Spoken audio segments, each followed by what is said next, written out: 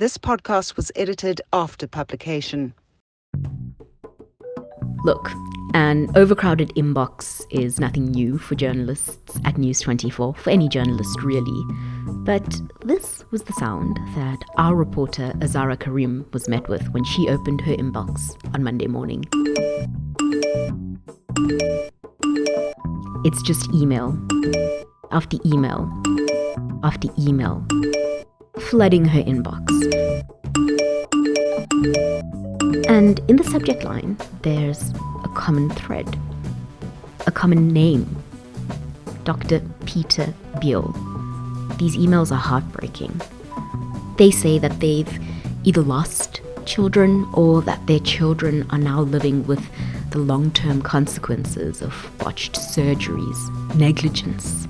A couple of these emails praise Dr. Beale. They're saying that they owe their children's lives to this man who saved them, essentially.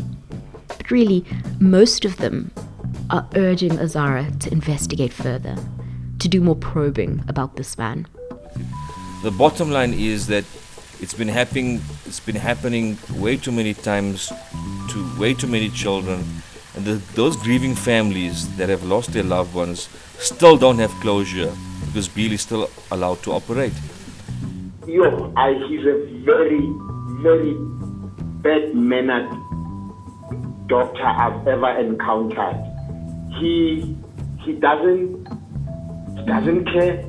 He's on another level. He's just on another level. His personality is very cold. I don't think he has any compassion. In layman's terms, he just did not care.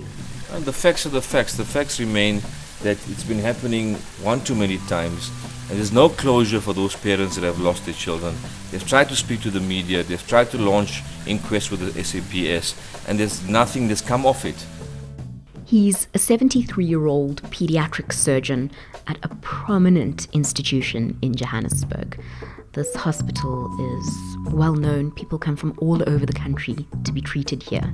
And despite the fact that he had to pay an 80,000 Rand medical malpractice suit as ordered by the Health Professionals Council of South Africa, he denies any negligence or wrongdoing on his part. Through his lawyer, he said that he's always maintained the highest standards. But as the story unravels, we see strange links. One to a Ponzi scheme and another to Julius Malema. You're listening to The Story. It's a new podcast from News 24. Every week, we're going to take you inside our newsroom. We'll speak to journalists and experts about the week's biggest story. This is what we saw, heard, and uncovered this week.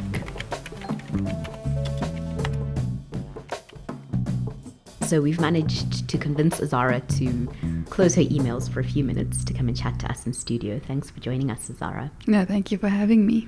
It's such a complicated story, and there's so many families involved. Let's just go back to the very beginning. When was the first time you heard about this story? How did you land up with it? Earlier this year, in about June, a family contacted News 24 just out of pure desperation. They didn't know what to do anymore. They had lost their little girl, Alyssa Stradham, after routine operation with Dr. Beale. They went to the HPCSA and laid a complaint, but they had now waited 3 years for that complaint to get anywhere. They didn't even know how their 3-year-old baby girl died. So I started working on the story, and by then I didn't know who Dr. Beale was. I didn't know how deep this went or how many families have been affected by him. I concentrated on the HPCSA because they're extremely backlogged. They take a long time with cases, and often or sometimes those cases are not investigated properly. So I published that story in June, and then not even 2 weeks ago, a family contacted me and they told me our 10-year-old son has died on Friday by the exact same doctor that you mentioned in the story from June. And then they added that Dr. Beale, as well as the anaesthetist on operating on the boy, were both suspended. So I did a quick up and down story just to get something out and then to take a deeper look.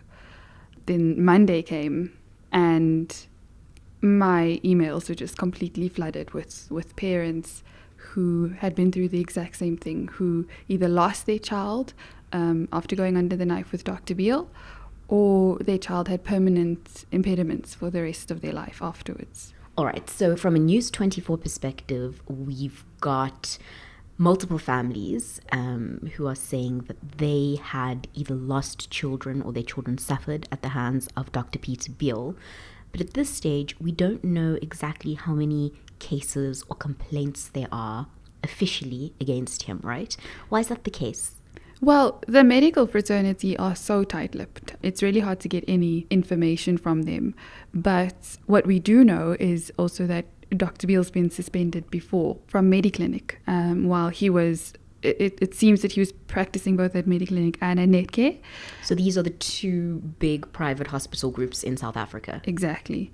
The reasons are unclear, but I mean, it gives us an indication that this has happened before. Families have been affected. In fact, last year he was ordered to pay 80,000 Rand by the HPCSA. Yes. Azara, one of the more bizarre facets of this case is the allegation that Dr. Beale was involved in the Tannenbaum Ponzi scheme, and that because of that Ponzi scheme and its subsequent collapse, he lost a lot of money, maybe all his money, and he's taking on more and more work to try and recoup some of those costs. Obviously, the implication is that the more work he takes on, the thinner he's spread, and the more space there is for mistakes. Again, all speculation. Can you tell us a bit more about that? I mean, how does that factor in to this specific case? That allegation has been made by a couple of people, and there's apparently a book by journalist Rob Rose in which a chapter called The Professor is dedicated to Beale. So when I reached out to Dr. Beale, he couldn't comment and referred me to his lawyer, Jean Albertse from McRoberts Attorneys. And she essentially said that Professor Beale does not want to comment on these claims, saying that it's a calculated attempt to vilify him, basically. She says that it's unjustifiable. She says it's baseless and disparaging of Dr. Beale. If true, though, these are things that we should be considering, because especially with Zayyaan's case, Zayyaan Sayed, the boy who died not too long ago, his father was saying, Dr. Beale ordered all these tests on him. In the end, the tests proved negative and they weren't even necessary, he says. So it's something to consider in this case. Was he taking on more than he could handle and then failing at these procedures and surgeries? Now, there's one seemingly weird link to this whole story, and that is that a lot of people kind of twigged onto it when Julius Malema started tweeting about it. It seems like a strange connection, the EFF being very concerned about a private hospital and, by all accounts, kind of an affluent doctor. Not exactly the type of issue that the EFF usually gets involved in, but Malema has been really vocal on social media. Why now? Why this case? What's the Malema link? So, I don't think the family hide that they are powerful and they have connections. Mohammadh Sayed, Zayyaan Sayed's father, the 10-year-old boy who died recently under the knife of Dr. Beale, is a director of a company called Carnilinks, and he is business partners with Adriano Mazzotti. Ah, okay. So that's the Malema link, because we know that Malema is close to Mazzotti. He's defended him as a friend before, and of course Carnilinks is Mazzotti's tobacco company. So that makes sense. That's the Malema link. But at the same time, we must understand that it's a humanitarian case. It's so complicated, Azara. So where is the story now, and what's going to happen going forward? As we know, he's been suspended from Netcare after the boy's death. Both him and the anaesthetist Munshi, Dr. Munshi. And there's also a pending peer review process going on into his surgeries. What the family want to do now is get as many people as possible to come together and tell their stories. They are seeking criminal procedures against Dr. Beale, and they're also seeking an application to the HPCSA to suspend him pending an investigation into his fitness to practice. Essentially what they want to do is revoke his license and Dr. Munshi's license. A lot of people have also said that, Dr. Beale, he's 73 years old.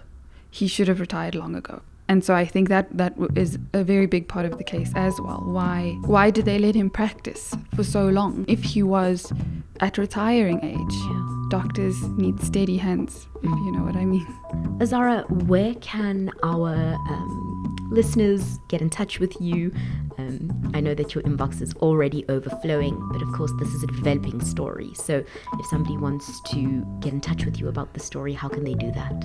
They could contact feedback at news24.com, or they could catch me on Twitter at Azara K. Azara, thanks so much and good luck. Thank you. Azara mentioned that she spoke to the Sayed family on Wednesday. In fact, she was really graciously welcomed into their home and given an opportunity to spend time with the family. And while she was there, she also got an opportunity to speak to the Sayed family lawyer, that's Robert Kanarek. This is what he had to say. He's speaking at the family home to Azara. I mean, many people might be asking themselves, is this a witch hunt? It definitely isn't a witch hunt. How can you call this a witch hunt? We are doing our utmost to protect the public. That's what we're doing. It's got nothing to do with a witch hunt. There's no reason to embark on a witch hunt. Every day there are more grieving parents coming out of the woodwork, and they are starting to ask questions. So that's actually what's happening now. And there are a lot of unhappy, grieving parents at this point in time. What we are also preparing is an application to the HPCSA, in terms of which we will ask for their suspension, namely the two doctors, Dr. Beale, a 73-year-old practicing surgeon, who, in my opinion, has reached his sell-by date. He has made too many mistakes and shouldn't be allowed to operate. He lacked the expertise and professionalism that was required to do the operation. So what our mandate is to ensure that it does not happen again. The Story is a weekly podcast by News24. It's hosted by me, Jerusha Sukhdeo-Raath, and produced and edited by Nokuthula Manyathi. For more on this story and for Azara's comprehensive reporting on Dr. Peter Beale, visit news24.com.